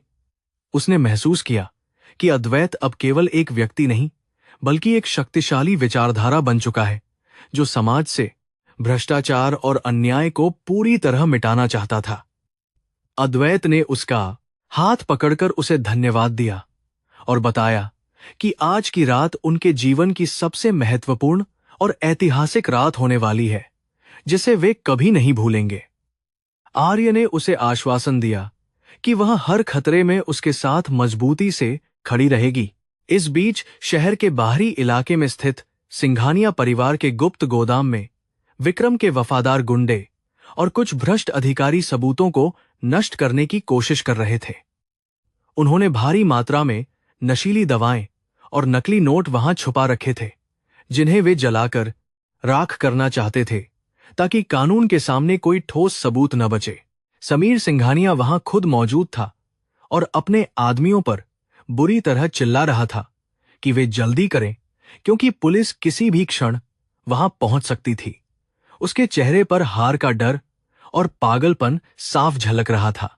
अद्वैत को अपने जासूसों से इस बात की सटीक खबर मिल गई और उसने तुरंत अपनी निजी सुरक्षा टीम को वहां भेजने का साहसी निर्णय लिया, ताकि उन सबूतों को बचाया जा सके। उसने आर्य से कहा कि उसे अब अपनी तकनीकी बुद्धिमत्ता का परिचय देना होगा और उन डिजिटल हस्ताक्षरों को ट्रैक करना होगा जो इन अवैध लेन देन को प्रमाणित करते थे। आर्य ने तुरंत कंप्यूटर संभाला और अपनी शिक्षा का उपयोग करते हुए उन जटिल कूट शब्दों को सुलझाने में जुट गई जो बहुत ही कठिन और पेचीदा लग रहे थे। उसकी एकाग्रता ने अद्वैत को भी बहुत प्रभावित किया। जैसे ही अद्वैत की टीम गोदाम पर पहुंची, वहां दोनों पक्षों के बीच एक भीषण झड़प शुरू हो गई और गोलियों की आवाज से पूरा इलाका गूंज उठा और दहशत फैल गई। अद्वैत खुद वहां पहुंच गया था और उसने अपनी बुलेट प्रूफ जैकेट पहनकर सीधे मोर्चे पर अपनी टीम का नेतृत्व किया, जो उसकी असीम बहादुरी का जीता जागता प्रमाण था। उसने समीर सिंघानिया को अंधेरे में भागने की कोशिश करते हुए देखा और उसका पीछा करना शुरू किया, क्योंकि वह उसे कानून के हवाले करना चाहता था। वह पीछा किसी रोमांचक एक्शन फिल्म जैसा था। समीर ने एक पुरानी और जर्जर इमारत की छत पर छिपने की कोशिश की, लेकिन अद्वैत ने उसे ढूंढ निकाला और उसे चारों तरफ से घेर लिया ताकि वह भाग न सके। अद्वैत ने अपनी बंदूक नीचे कर ली और समीर को ललकारा कि अगर उसमें थोड़ी भी हिम्मत है तो वह एक पुरुष की तरह उसका सामना करे और कायरता छोड़े। समीर, जो अंदर से बहुत डरा हुआ था, उसने अद्वैत पर चाकू से हमला करने की नाकाम कोशिश की, लेकिन अद्वैत ने उसे एक झटके में जमीन पर पटक दिया। अद्वैत की आंखें प्रतिशोध से जल रही थीं। उसी समय आर्य ने कंट्रोल रूम से रेडियो पर सूचना दी कि उसने वह मुख्य डिजिटल लॉकर ढूंढ लिया है जहां सिंघानिया परिवार ने अपने सारे गुप्त खातों की जानकारी छिपाई थी। उसने बताया कि उसने सारा डेटा सुरक्षित सर्वर पर अपलोड कर दिया है ताकि उसे कभी भी नष्ट न किया जा सके और दुनिया के सामने सच लाया जा सके। अद्वैत ने मुस्कुराते हुए समीर की ओर देखा और कहा कि उसका काला खेल अब पूरी तरह से खत्म हो चुका है और उसकी सल्तनत अब मिट्टी में मिल गई है। समीर को अब हार माननी ही पड़ी। पुलिस की गाड़ियां सायरन बजाती हुई वहां पहुंची और उन्होंने समीर सहित सभी अपराधियों को अपनी हिरासत में ले लिया, जिससे वहां कानून का राज फिर से स्थापित हो गया। अद्वैत ने उन अधिकारियों को सारे पुख्ता सबूत सौंप दिए जो आर्य ने बड़ी मेहनत और चतुराई से इकट्ठा किए थे और जिन्हें कोई भी वकील अदालत में झुठला नहीं सकता था। विक्रम सिंघानिया को भी उनके अस्पताल के कमरे से ही आधिकारिक तौर पर गिरफ्तार कर लिया गया, क्योंकि उनकी संलिप्तता के प्रमाण अब बहुत ही स्पष्ट और अकाट्य थे। जब अद्वैत वापस आर्य के पास पहुंचा तो उसने देखा कि वह खुशी से झूम रही थी, क्योंकि उसने अपने परिवार के अपमान का बदला ले लिया था और खुद को साबित किया था। उन दोनों ने एक दूसरे को कसकर गले लगा लिया और महसूस किया कि उनके बीच की सारी दूरियां और गलतफहमियां अब पूरी तरह से खत्म हो गई हैं और वे एक हो गए हैं। अद्वैत ने कहा कि यह जीत केवल उनकी व्यक्तिगत जीत नहीं है, बल्कि उन हजारों बेगुनाह लोगों की है जिन्हें सिंघानिया परिवार ने प्रताड़ित किया था। अगले दिन सुबह होते ही पूरे देश में यह खबर सनसनी की तरह फैल गई कि खन्ना परिवार का असली वारिस वापस आ गया है और उसने भ्रष्ट साम्राज्य को गिरा दिया है। अद्वैत खन्ना अब केवल एक नाम नहीं, बल्कि न्याय और साहस का एक वैश्विक प्रतीक बन गया था, जिसे हर कोई बहुत सम्मान की दृष्टि से देख रहा था। शेयर बाजार में सिंघानिया ग्रुप के शेयरों की कीमत अब इतिहास के सबसे निचले स्तर पर थी और उनका अस्तित्व पूरी तरह से समाप्त होने के कगार पर पहुंच गया था। विक्रम सिंघानिया के वकील उनकी जमानत के लिए एड़ी चोटी का जोर लगा रहे थे, लेकिन अद्वैत की कानूनी टीम ने ऐसे सबूत पेश किए कि अदालत ने जमानत की अर्जी को तुरंत खारिज कर दिया। अद्वैत ने सुनिश्चित किया कि हर एक गवाह को पूर्ण सुरक्षा मिले ताकि वे बिना किसी डर के सच बोल सके और दोषियों को कड़ी से कड़ी सजा दिलाई जा सके। आर्य ने उन महिलाओं का नेतृत्व किया जिन्होंने सिंघानिया परिवार के अत्याचारों को सहा था और उन्हें अपनी आवाज उठाने के लिए बहुत प्रोत्साहित किया। शहर की मुख्य अदालत में जब सुनवाई शुरू हुई तो अद्वैत ने स्वयं अपनी गवाही दी और उन सभी साक्ष्यों को प्रस्तुत किया जो उसने वर्षों की मेहनत से जुटाए थे। उसने अपनी पहचान के साथ साथ उन सभी वित्तीय घोटालों का पर्दाफाश किया जिन्होंने देश की अर्थव्यवस्था को नुकसान पहुंचाया था और आम जनता का पैसा लूटा था। न्यायाधीश ने अद्वैत के धैर्य और उसकी रणनीति की बहुत सराहना की और इसे भारतीय व्यापारिक इतिहास का एक ऐतिहासिक और महत्वपूर्ण मोड़ करार दिया। विक्रम सिंघानिया अदालत के कटघरे में खड़े होकर कांप रहे थे और उनके पास अपनी सफाई में कहने के लिए एक भी शब्द नहीं था, क्योंकि सच बहुत कड़वा और स्पष्ट था। आर्य भी अदालत में मौजूद थी और उसने अपनी आंखों से उस इंसान को ढहते हुए देखा जिसने कभी उसे एक वस्तु की तरह खरीदने की कोशिश की थी। उसे महसूस हुआ कि असली शक्ति धन या बाहुबल में नहीं, बल्कि सत्य और चरित्र की पवित्रता में होती है, जो हमेशा जीतती है। समीर सिंघानिया ने जेल के भीतर से भी धमकियां देने की कोशिश की, लेकिन अद्वैत ने उसकी हर चाल को नाकाम कर दिया और उसे पूरी दुनिया से अलग थलग कर दिया ताकि वह नुकसान न पहुंचा सके। अद्वैत ने उन सभी संपत्तियों का विवरण सार्वजनिक किया जो विक्रम ने फर्जी नामों से खरीदी थीं और उन्हें सरकारी खजाने में वापस लाने की प्रक्रिया बहुत तेजी से शुरू कर दी। उसकी इस पारदर्शी कार्यप्रणाली ने अंतर्राष्ट्रीय स्तर पर भी बहुत प्रशंसा बटोरी और उसे बड़ा सम्मान दिलाया। जैसे जैसे दिन बीतते गए, सिंघानिया साम्राज्य के अंतिम अवशेष भी धीरे धीरे समाप्त होते गए और उनकी जगह अद्वैत के नए और प्रगतिशील व्यापारिक विजन ने लेनी शुरू कर दी। उसने अपनी कंपनी का नाम फिर से खन्ना एंटरप्राइजेज रखा और पुरानी परंपराओं को आधुनिक बनाने की इस्पातरा तकनीक के साथ जोड़कर एक नया कीर्तिमान स्थापित किया जो बहुत प्रभावशाली था। आर्य उसके साथ हर बोर्ड मीटिंग में शामिल होती थी और अपनी बुद्धिमत्ता से कंपनी के भविष्य को एक नई दिशा दे रही थी। अद्वैत ने उन सभी कर्मचारियों को वापस बुलाया जिन्हें विक्रम ने बिना किसी कारण के नौकरी से निकाल दिया था और उन्हें उनकी वरिष्ठता के अनुसार पद और सम्मान वापस दिया। उसने एक न्यायपूर्ण कार्य वातावरण बनाया जहां प्रतिभा और कड़ी मेहनत को सर्वोच्च प्राथमिकता दी जाती थी और किसी भी प्रकार के भेदभाव को बर्दाश्त नहीं किया जाता था। उसके इस मानवीय दृष्टिकोण ने उसे कर्मचारियों के बीच बहुत ही लोकप्रिय और प्रिय नेता बना दिया जो हमेशा उनके साथ था।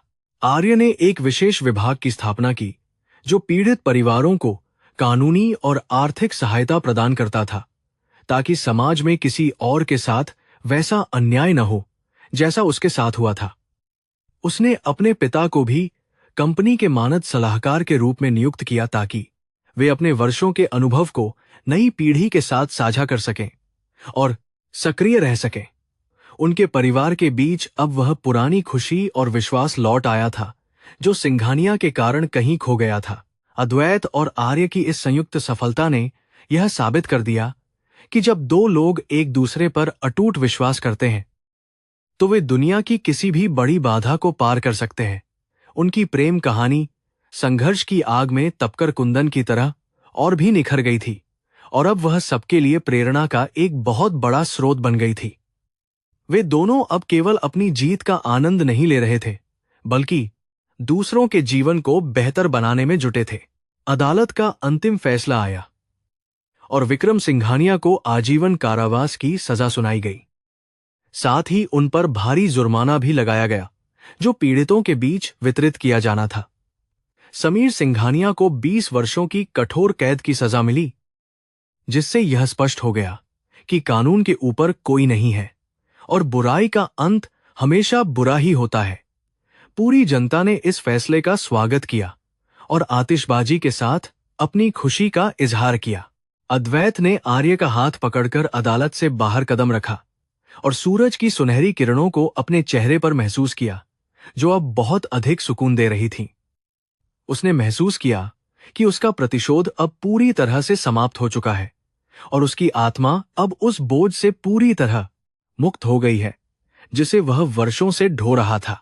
आर्य ने मुस्कुराते हुए उसकी ओर देखा और कहा कि अब उनके जीवन का असली और सुखद सफर शुरू हो रहा है। रास्ते में उन्होंने उस पुरानी हवेली की ओर देखा जो अब खंडहर में तब्दील हो रही थी और जिसे जल्द ही एक जन कल्याण केंद्र में बदल दिया जाने वाला था। अद्वैत ने कहा कि अतीत की कड़वी यादों को अब पीछे छोड़कर हमें केवल भविष्य की ओर देखना चाहिए और एक बहुत ही सुंदर दुनिया का निर्माण करना चाहिए। आर्य ने सहमति में अपना सिर हिलाया और उसके कंधे पर अपना सिर रखकर शांति से अपनी आंखें बंद कर लीं। अद्वैत ने अपनी कार को झील के किनारे रोका, जहां ठंडी हवा चल रही थी और चारों तरफ हरियाली थी, जो मन को बहुत अधिक शांति और सुकून प्रदान कर रही थी। उसने आर्य को अंगूठी पहनाई और उससे वादा किया कि वह उसे हमेशा अपनी रानी की तरह रखेगा और उसके हर सपने को पूरा करने में उसकी पूरी मदद करेगा। आर्य ने उसे गले लगा लिया और महसूस किया कि प्यार और न्याय की यह जीत ही उसके जीवन की सबसे बड़ी उपलब्धि है। खन्ना हवेली की विशाल खिड़कियों से सुबह की सुनहरी रोशनी भीतर आ रही थी और वह सब कुछ अब चमक रहा था जो कभी धूल में मिला हुआ था। अद्वैत ने अपनी सफेद रेशमी कमीज के कफलिंग्स बहुत सलीके से ठीक किए और उस पुराने दर्पण में खुद को देखा जहां कभी उसके पिता अपना अक्स देखते थे। उसकी आंखों में अब वह प्रतिशोध की पुरानी आग नहीं थी, बल्कि एक गहरा संतोष और अद्भुत शांति थी जो केवल न्याय मिलने के बाद ही प्राप्त होती है। आर्य पीछे से आई और उसने उसके कंधों पर हाथ रखा, जिससे उसे एहसास हुआ कि उसकी दुनिया अब पूरी तरह से बदल चुकी है। आर्य ने एक गहरे नीले रंग की बहुत ही खूबसूरत साड़ी पहनी थी, जो उसकी सुंदरता और नए आत्मविश्वास को और भी अधिक निखार रही थी और उसे रानी जैसा स्वरूप दे रही थी। उसने कभी सपने में भी नहीं सोचा था कि उस अपमानजनक विवाह का अंत इतना सुखद और गौरवशाली होगा कि आज पूरी दुनिया उसके कदमों में आकर झुक जाएगी। वह अब केवल एक बेबस लड़की नहीं थी, बल्कि खन्ना साम्राज्य की मुख्य कार्यकारी अधिकारी थी, जो अपनी बुद्धिमत्ता से वैश्विक व्यापारिक जगत को एक नई दिशा दे रही थी। अद्वैत ने उसे अपनी बाहों में भर लिया और महसूस किया कि उसकी सबसे बड़ी जीत धन नहीं, बल्कि आर्य का प्रेम है। सिंघानिया परिवार की वह पुरानी और आलीशान हवेली अब सरकार द्वारा आधिकारिक रूप से जब्त कर ली गई थी और उसे एक भव्य अनाथालय और वृद्धाश्रम में बदलने की प्रक्रिया तेजी से चल रही थी। विक्रम सिंघानिया को उनके द्वारा किए गए जघन्य अपराधों के लिए आजीवन कारावास की सजा मिली थी और वे अब जेल की अंधेरी कोठरी में अपने पिछले पापों का पश्चाताप कर रहे थे। समीर सिंघानिया की सारी हेकड़ी अब पूरी तरह खत्म हो गई थी और वह भी सलाखों के पीछे अपनी बर्बादी पर दिन रात केवल खामोश आंसू बहा रहा था। समाज ने उन सभी का पूरी तरह बहिष्कार कर दिया था जो उनके बुरे कर्मों का फल था। आर्य के पिता मिस्टर शर्मा अब फिर से अपने पुराने और बहुत ही सम्मानित व्यवसाय को संभाल रहे थे, जिसे अद्वैत ने अपनी आर्थिक शक्ति से पूरी तरह पुनर्जीवित कर दिया था। उनकी गर्दन अब समाज में शर्म से झुकी हुई नहीं थी, बल्कि वे बड़े गर्व के साथ सिर उठाकर चल रहे थे, क्योंकि उनकी बेटी ने एक महान कार्य किया था। उन्होंने अद्वैत को अपने सगे बेटे की तरह स्वीकार किया था और वे अक्सर साथ बैठकर भविष्य की व्यापारिक रणनीतियों पर लंबी चर्चा करते थे, जो बहुत फलदायी होती थी। परिवार की वह पुरानी साख अब पहले से कहीं अधिक मजबूत और विश्वसनीय हो गई थी, जिसने बाजार में ढाक जमा दी थी। मीडिया ने अद्वैत खन्ना के इस असाधारण और साहसी बदलाव को सदी का सबसे बड़ा रूपांतरण करार दिया था और हर कोई उसकी अटूट चतुराई और धैर्य की मिसाल दे रहा था। वह व्यक्ति जिसे कभी लोग शराबी कहकर पुकारते थे और जिसका सार्वजनिक रूप से मजाक उड़ाते थे, अब वही व्यक्ति युवाओं के लिए एक बहुत बड़ा प्रेरणा स्रोत बन गया था। उसने एक प्रेस कॉन्फ्रेंस में बहुत ही शालीनता से कहा कि कभी-कभी सच को बचाने के लिए झूठ का सहारा लेना पड़ता है और अंधेरे में रहकर उजाले का इंतजार करना पड़ता है। उसकी बातों ने करोड़ों लोगों के दिल जीत लिए थे और उसे एक वैश्विक नेता बना दिया था। अद्वैत और आर्य ने मिलकर खन्ना फाउंडेशन की स्थापना की, जिसका मुख्य उद्देश्य समाज के वंचित वर्गों को शिक्षा और स्वास्थ्य के क्षेत्र में विश्वस्तरीय सुविधाएं मुफ्त में प्रदान करना था। उन्होंने अपने पहले प्रोजेक्ट के तहत उस बस्ती में एक बड़ा स्कूल खोला, जहां आर्य का बचपन बीता था, ताकि वहां के बच्चे भी बड़े सपने देख सकें। आर्य स्वयं इस फाउंडेशन की गतिविधियों की निगरानी करती थी और यह सुनिश्चित करती थी कि हर जरूरतमंद व्यक्ति तक मदद बिना किसी बाधा के समय पर पहुंच सके। उनके इस मानवीय कार्य ने उन्हें जनता के बीच भगवान की तरह पूजनीय बना दिया था। एक शाम अद्वैत आर्य को उस जगह ले गया जहां उसके माता पिता की यादें दफन थीं, और वहां उसने अपनी जीत को उन्हें समर्पित करते हुए एक भावुक प्रार्थना की।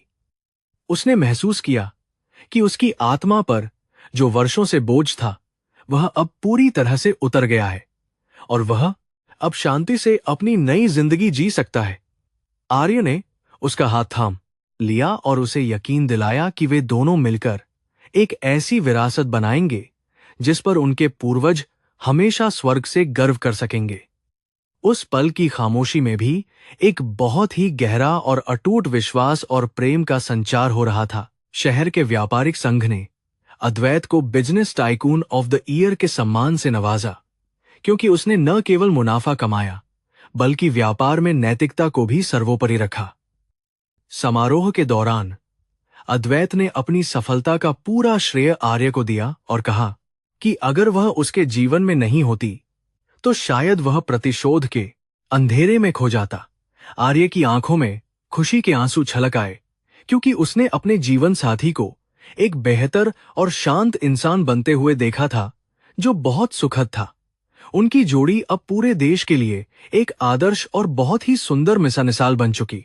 अद्वैत ने उन सभी छोटे निवेशकों का पैसा वापस कर दिया जिन्हें सिंघानिया परिवार ने अपने धोखे से लूट लिया था, और उनकी आर्थिक स्थिति को फिर से स्थिर कर दिया था।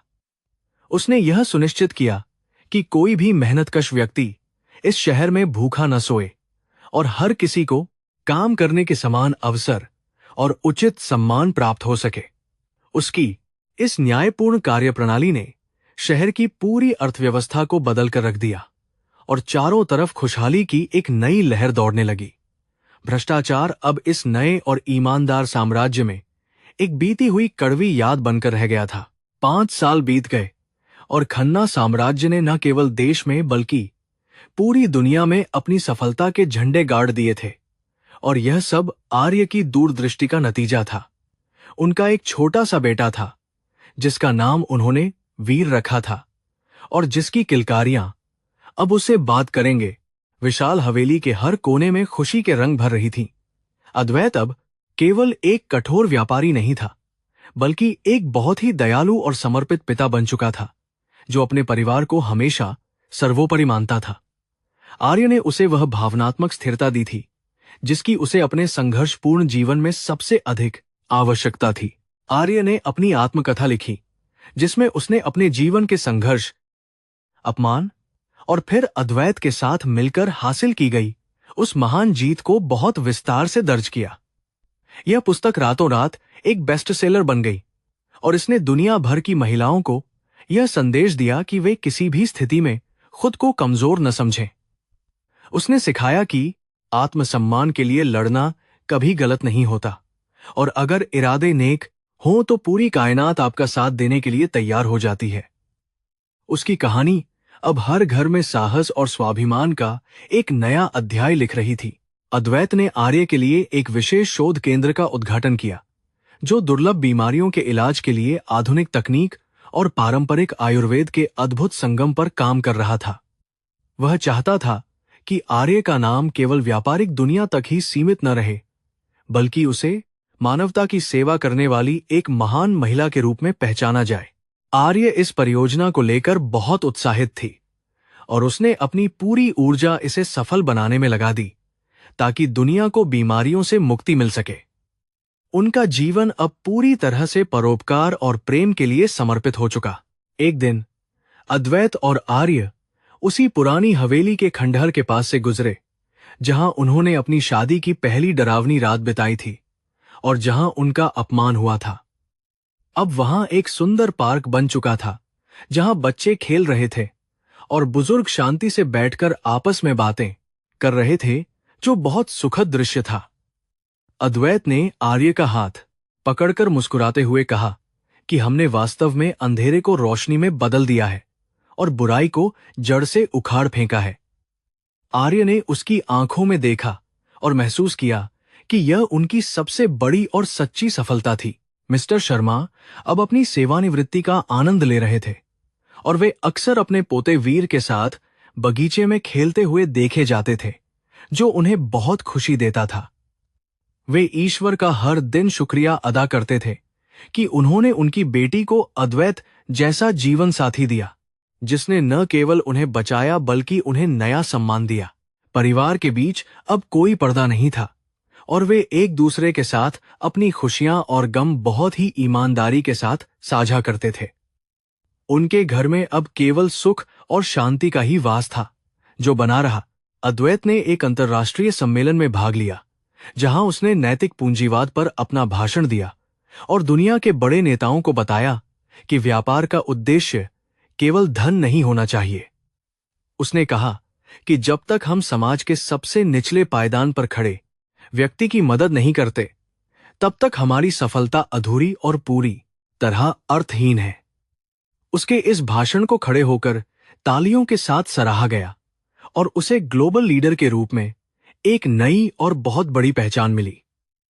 अद्वैत खन्ना का नाम अब पूरी दुनिया में बहुत सम्मान के साथ लिया जाने लगा था। आर्य ने अपने जीवन की सबसे बड़ी चुनौती को अपनी सबसे बड़ी ताकत में बदल दिया था और उसने साबित किया था कि एक महिला की चुप्पी उसकी कमजोरी नहीं होती।